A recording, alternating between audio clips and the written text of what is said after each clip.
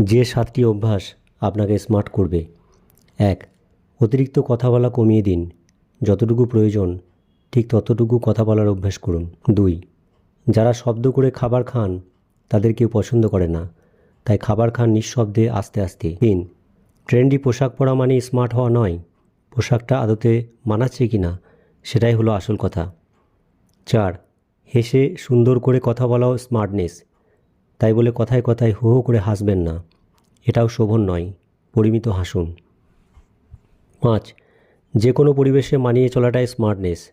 আপনার মনের অবস্থা যদি খারাপও হয়, ভালো ব্যবহার করুন সবার সাথে, অল্পতেই বিরক্ত হবেন না বা রেগে যাবেন না। 6. সব জায়গাতেই কিছু ন্যূনতম সৌজন্যতা মেনে চলুন, যেমন খুব জোরে জোরে কথা বলবেন না, ধূপধাপ পা ফেলে না হেঁটে নিঃশব্দে হাঁটার চেষ্টা করুন। 7. কারো সাহায্য নেবার পর ধন্যবাদ জানান।